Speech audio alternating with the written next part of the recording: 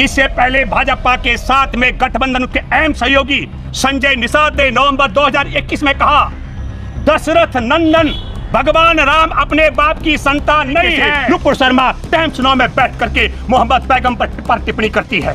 ठीक जिस तरीके से उत्तर प्रदेश के विधानसभा चुनाव नुपुर शर्मा ने मोहम्मद पैगंबर पर 27 मई को टिप्पणी की।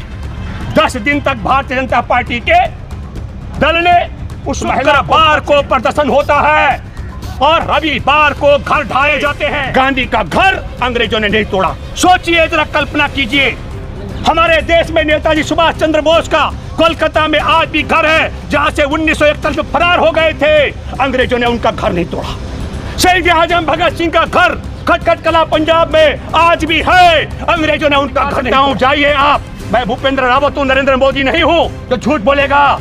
आप गूगल में जाइए 30 दिसंबर 2021 को कि ये घर अमुक आदमी का है, लेकिन उन घरों को तोड़ने का षड्यंत्र है, उन्हें अवैध बताया जा रहा है।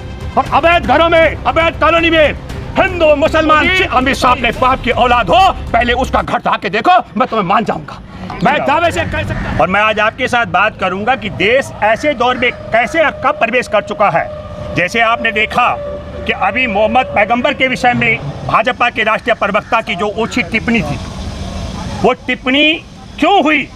25 मई तो हमारे चुनाव आयोग ने देश में 3 लोकसभा और 7 विधानसभा चुनाव के उपचुनाव की घोषणा की।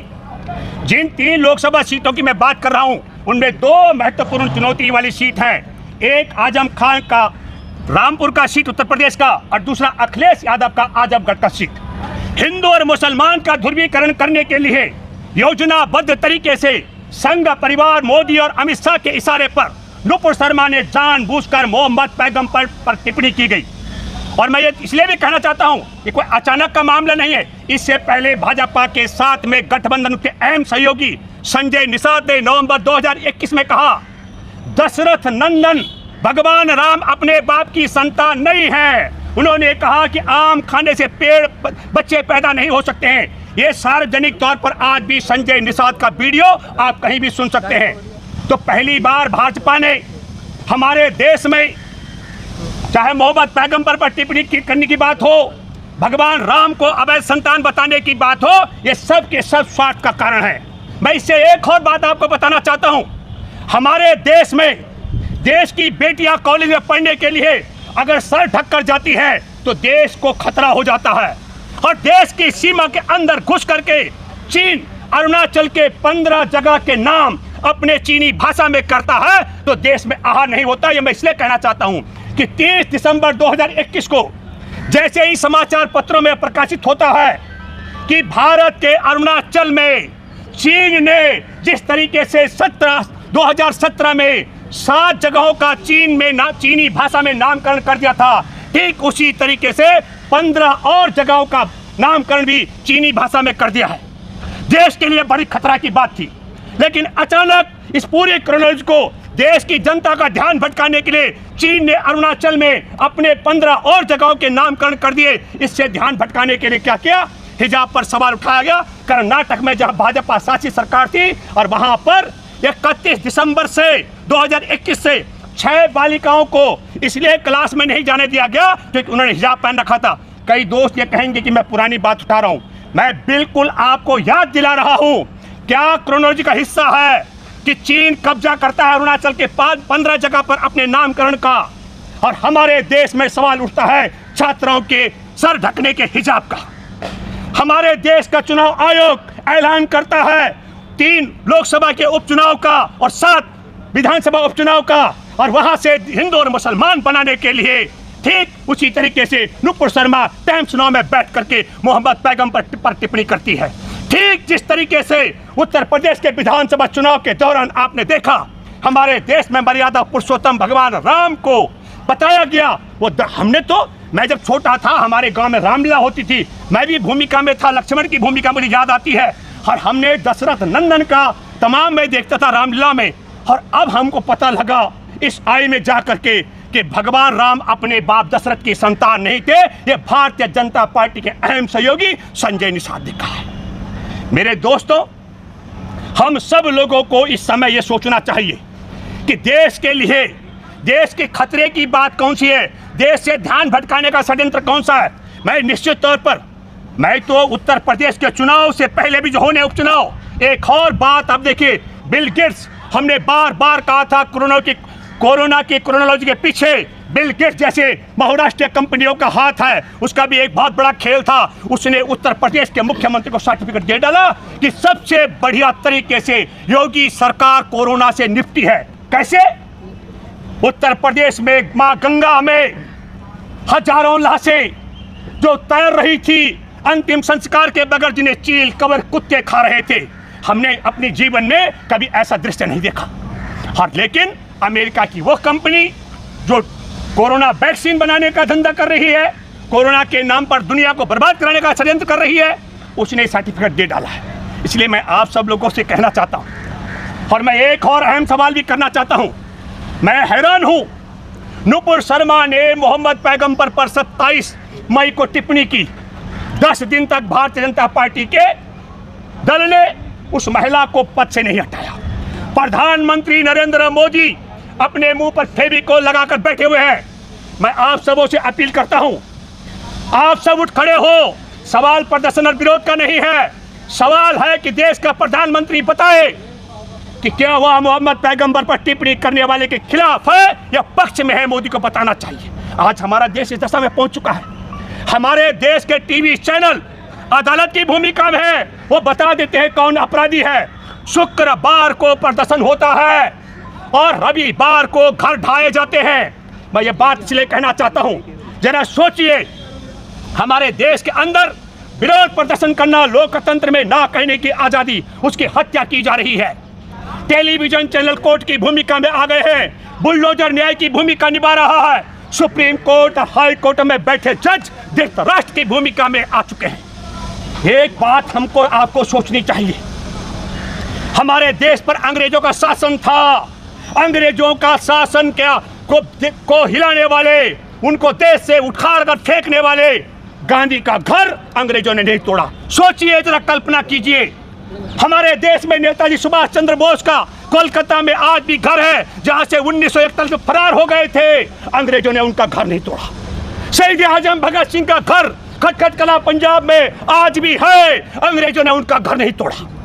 हमारे देश के अंदर पोरबंदर में महात्मा गांधी का पैतृक घर आज भी है, अंग्रेजों ने घर नहीं तोड़ा।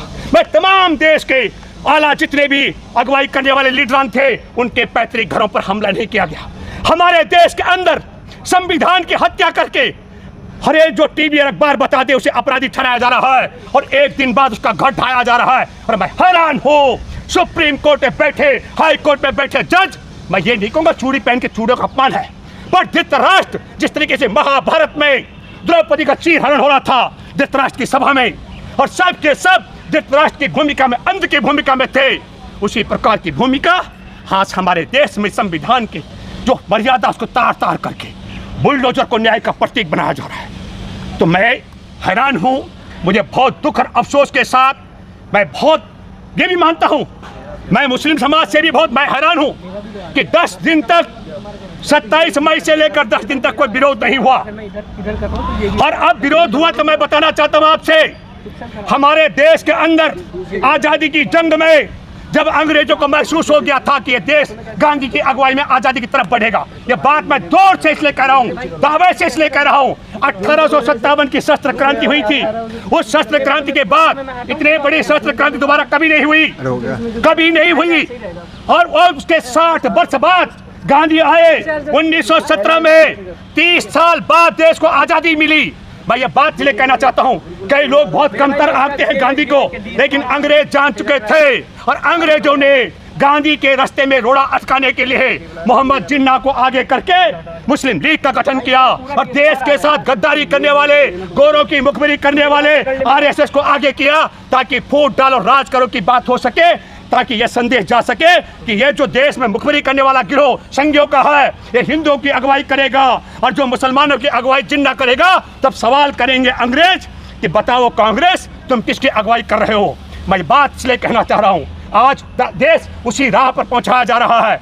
मैं दावे के साथ कह सकता हूँ 23 जून को वोटिंग होनी है, और 23 जून तक ये मोहम्मद पैगंबर पर टिप्पणी करने का मामला जिंदा रखवाएगी भाजपा, यह मैं दावे के साथ कह सकता हूं, ताकि वोटों का ध्रुवीकरण हिंदू और मुसलमान के रूप में किया जा सके। मैं इन 7 विधानसभा और 3 लोकसभा के उपचुनाव में आप सब मतदाताओं से अपील करता हूं, मेरी गुजारिश है आपसे, आप अपने ठंडे दिमाग से यकीन फैसला करना। हमारे देश की छात्राएं कॉलेज में सर पर पल्लू रख करके, जिसको हिजाब कहते हैं उर्दू में, उसको लेकर जाती हैं, देश को खतरा बताया जाता है। और चीन अरुणाचल के 15 जगह पर मैं आपको दिखा सकता हूं, जाइए आप। मैं भूपेंद्र रावत हूं, नरेंद्र मोदी नहीं हूं जो झूठ बोलेगा।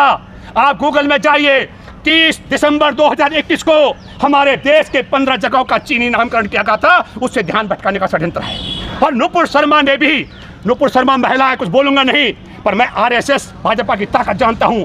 मोदी, अमित शाह, भागवत की इच्छा के बगैर किसी के बाप की ताकत एक शब्द बोलने की नहीं है, नुपुर से कहलाया गया है। और देश में देखिए, जिस नुपुर ने मोहम्मद पैगंबर पर टिप्पणी की, उसको सुरक्षा उपलब्ध कराई जा रही है। और जो मोहम्मद पैगंबर के अनुयायी हैं, जो कह रहे हैं हमारे गोश्त काट लो, मार दो हमको, लेकिन हमारे पैगंबर का अपमान करने वाले को आप दंडित कीजिए, उनके घर ढाए जा रहे हैं, उनके घर गिराए जा रहे हैं। और देश में फिर मैं कहना चाहता हूं कि नफरती भाषणों को देश में सबसे उपलब्धि बताया जा रहा है।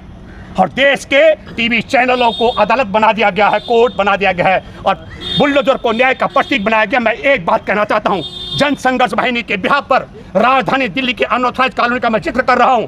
ये जो घर ढाए जा रहे हैं, मोदी और अमित शाह के बाप की ताकत है, योगी के बाप की ताकत नहीं है कि सिर्फ इस बिना पर घर तोड़े कि ये घर अमुक आदमी का है, लेकिन उन घरों को तोड़ने का षड्यंत्र है, उन्हें अवैध बताया जा रहा है। और अवैध घरों में, अवैध कॉलोनी में हिंदू, मुसलमान, सिख, ईसाई, बौद्ध, जैन और सबसे बड़ी आबादी भूमिहीनों की रहती है। मेरे दोस्तों, एक और षड्यंत्र है।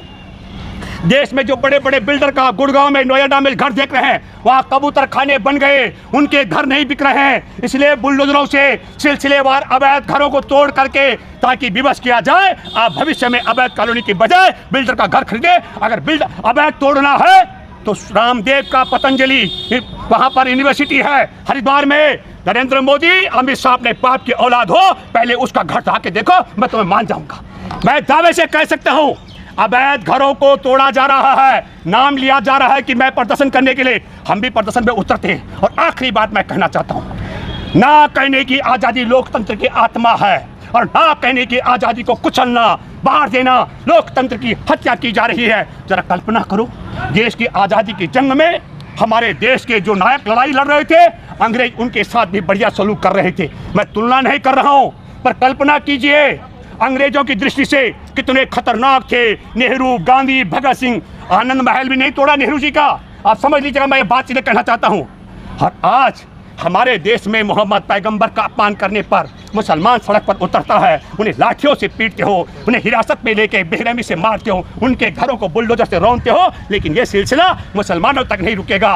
उत्तराखंड की सरकार भी 5000 घरों को तोड़ने जा रही है, उसमें हिंदू, मुसलमान, सिख, ईसाई सबके घर टूटते हैं। मैं आखिरी बात कहना चाहता हूँ, बुलडोजर पर ताली बजाने वालों, जब मुसलमान का अवैध घर टूटता है तुम ताली बजा रहे हो। ईश्वर खुदा रब गौर न करे, जो नियत है संघ परिवार की, सरकारों की, सब अवैध कॉलोनियों को ढहा करके बिल्डरों का लाभ पहुंचाने की, तब जो बेघर हो चुका मुसलमान आज है, वो भी तब ताली बजाएगा। ये बात भी आपको सोचनी पड़ेगी। झारखंड में क्या कहना आपका? राज्य इसलिए मैं ये कहना चाहता हूं, आप सब लोगों से मैं अपील करता हूं कि इस पूरे मसले पर मैं पुनः अपील करता हूं कि मतदान के दिन आपने उपचुनाव में अपनी विवेक, पूरे होशाबाज से फैसला करना है। और आप सब लोगों ने डिवाइड एंड रूल की जो पॉलिसी आरएसएस, बीजेपी ने गौरव से मैं